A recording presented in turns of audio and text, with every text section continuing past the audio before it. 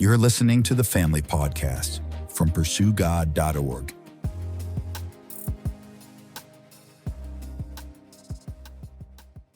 Well, parents, today I am addressing those of you that have adult children, 18 and older. Now, for some of you, you might be like, what? This is not helpful to me. My kid is 3. But this could be helpful for you to listen to because you need to plan for the future. Because honestly, for me, I thought, gosh, by the time my kids are adults, like it's going to be easy breezy. Parenting's going to be a piece of cake. And the reality is the issues and the things just get bigger. So it's like, I don't stop worrying as a parent, even though my kids are adults now. And there's still an adjustment. There's still a challenge in how do I engage with, how am I still a productive parent to adult children? That's different than how I was when they were in the home and I was raising them. So it's still good information for you with younger kiddos to just think about and prepare for what that will be like in the years to come. But I really am addressing the parents today that have adult children. And it's based on a book that was really helpful for me. And it's from Jim Burns. It's called Doing Life with Your Adult Children. The subtitle is Keep Your Mouth Shut and the Welcome Mat Out. So the Keep Your Mouth Shut has probably been my more challenging piece. I think I'm pretty welcoming. I think my home has been a safe place for my kids. But sometimes I think, well, you'll learn here in principle number 2, that sometimes the advice that I offer is not received as well with my adult children. So I'm learning. So this book was really helpful to me. He's got 4 principles that I wanted to share with you guys. So wherever you are in the journey, because I recognize for some of you, adult children, things are great. They're productive, they're successful, they're healthy, awesome. But for some of you, you might have a situation where you have an adult child still living at home. Maybe there's an addiction issue. Maybe there was a job loss. Maybe there was a divorce. Maybe there was a child out of wedlock. And so you're helping to raise a grandchild, whatever that is, there's can be some real stressful situations of how do you continue to relate to kids that are now adults. And so you're still their parent, like you don't totally shut that off, but our job and our roles change. And so hopefully these principles will be helpful to you. And I recognize that for some of you, it's more complicated. And so I want to say that right up front, that I recognize that even some of the examples I give, you might be like, seriously, that's the hardest thing you had to deal with. So my heart really is to share these principles and to see how they could be helpful to you no matter the situation. Okay, here's principle number 1. Your role must change. You're no longer in the daily parenting phase. You're now a mentor and a friend. And this is how the author says it. You're a consultant at their will. Yikes. That's been hard for me. Maybe it's been hard for you. I was a very hands-on parent. My kids would come home from school every day. We'd debrief the day. We'd talk over dinner. We've shared this many times that we've used the Pursue God resources with our kids. We were having conversations all the time with our kids. And then all of a sudden, it's like that needs to change once they leave the house. Now, when they would go away to college and come home, there's still a level of interdependence where they weren't fully independent from us financially anyways. But nonetheless, it's like the phase of daily parenting changes. And so for you guys, think about how you view your role of parenting with adult kids. And do you find yourself having a lot of conflict with them because maybe you've got the wrong idea of what your role is as a parent now? You really need to view yourself more as a mentor and a friend.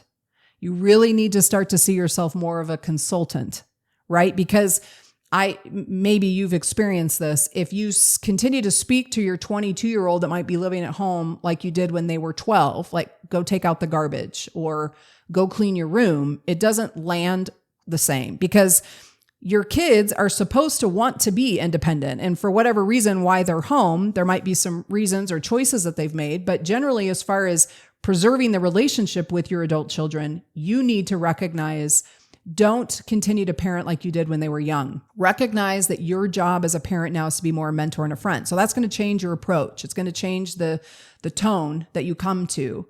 And we'll learn in later principles. It's not like you just totally are their friend and let them get away with whatever. But I do think as the parent, again, we're the wiser people in this scenario. We need to be the tone setters of recognizing we're not the active parenting person anymore. We really are becoming more of a mentor that we come alongside our adult kids. We're not trying to control them. And I'll say this, and he says this in the book, that it's healthy to grieve this transition. And that's truly been where I've been. There's been a grieving process because my primary identity really was as a mom. And so now that transition has happened and my kids are out of the house and are independent and living on their own, and it's been hard for me. It's been a loss for me. But that doesn't mean that I try to grasp and take control. That doesn't mean that I make my kids feel guilty, because that's like we talk about on our Pursue God resources on parenting. Like our goal is to raise independent kids. And I've had to remind myself of that many times. Like, this is a good thing that my kids don't need me the same way anymore. It's a good thing that my daughter married a wonderful man and he's now her primary emotional support. She doesn't need me the same anymore. So I have to make the adjustment instead of me like making her feel guilty that she doesn't need me the same. And I'll be honest, like that's been a struggle for me. I have been grieving a little bit because that was not a little bit. I've been grieving. Okay. It's been a harder transition for me. But this first principle is about me as a parent, recognizing I need to make the shift in my mind, because the goal all along was for us to raise independent, healthy, successful kids. And my kids are out there and they're doing great. And that's a wonderful, wonderful gift from God. So I don't want to hold them back because I'm having a hard time making that adjustment. Okay. Principle number 2, offer advice only when asked. Because here's the problem. The unsolicited input often feels like criticism to your adult kid, and it does damage to trust and to the relationship in general. Can you guys relate to that? I know that I can. I have learned that with adult kids, especially my son, if I make a comment about how his shirt is wrinkled or he needs a haircut, that he receives that as criticism and he just gets angry and is just like, forget it. I don't even want to talk right now. And we get off the phone because he lives in another part of the country. So I'm learning, okay, I need to be patient and let my kids come to me when they have a question or they want some advice. I need to let them come and ask me rather than me just throwing it out there like I used to in the more active parenting phase.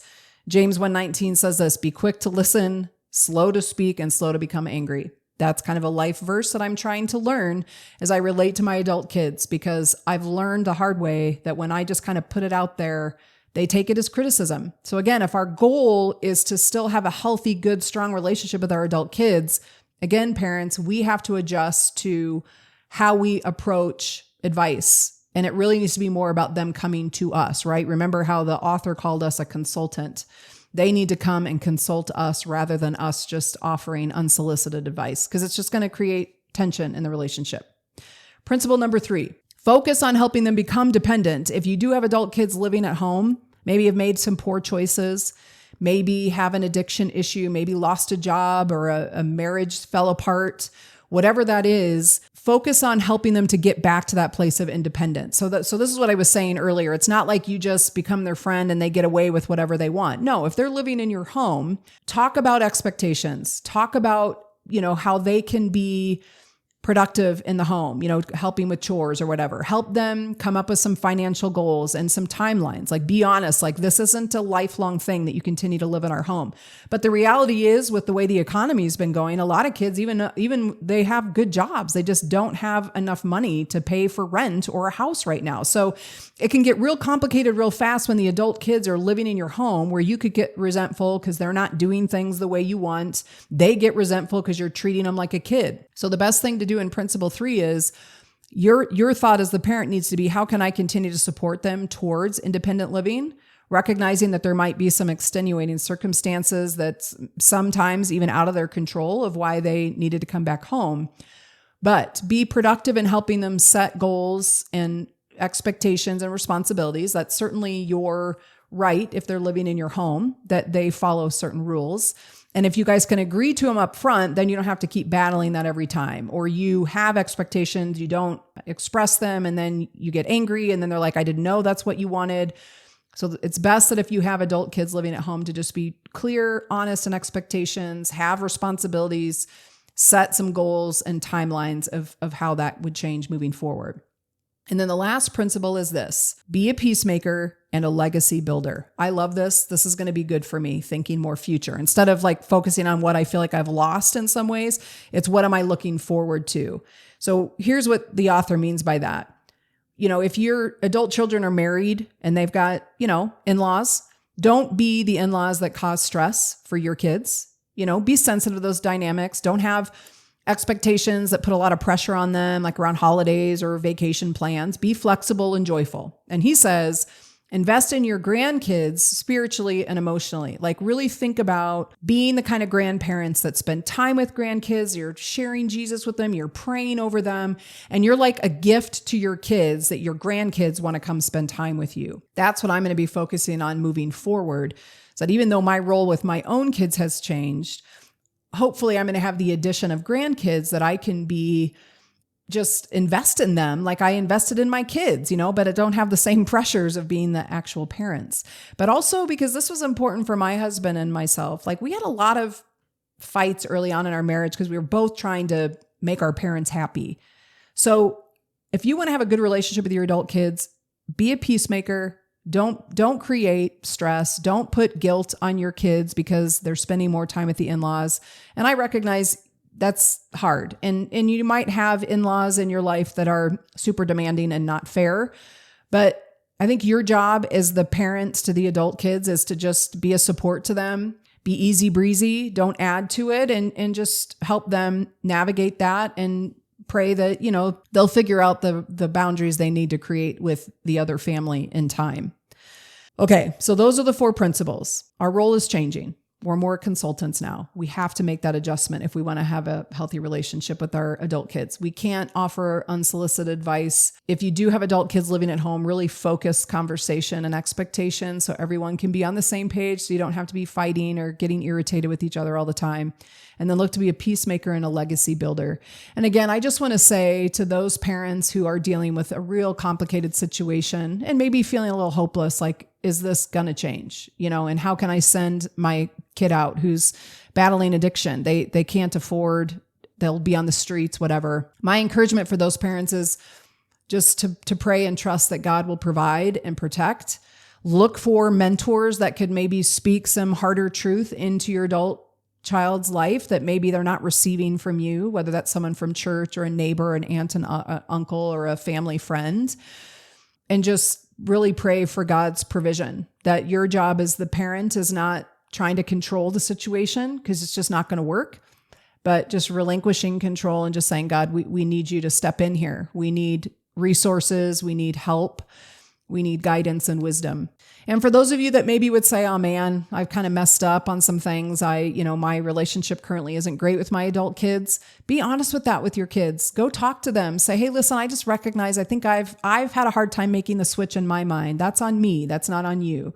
So here's what I'm learning. Here's what I need from you. I mean, that's something I've learned with my daughters. I have to say, hey, sometimes I just need to check in with you. I don't want to call and bother you because I know you're busy. Just remember to check in with me every so often. I still want to know how things are going, and I just miss that part of our relationship. So be honest about maybe where you failed. Be honest with things that you would love to have in the relationship, and then trust that will happen in time. Oh, I wanted to share from Psalm 71. I forgot. This is just a great passage. I thought it was great. I want to share it. Oh God, you've taught me from my earliest childhood, and I constantly tell others about the wonderful things you do. Now that I am old and gray, do not abandon me, oh God. Let me proclaim your power to this new generation, your mighty miracles to all who come after me. Again, kind of back to the legacy builder.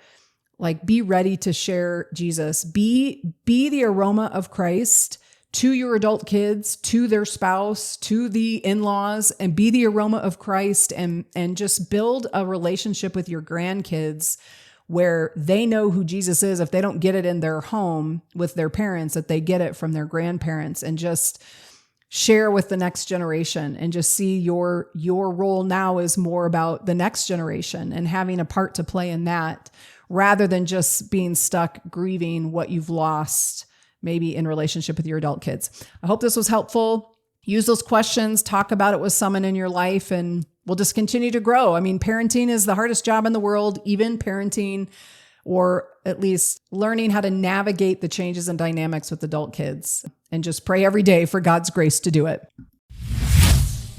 Thanks for listening. Don't forget to share this episode with a friend.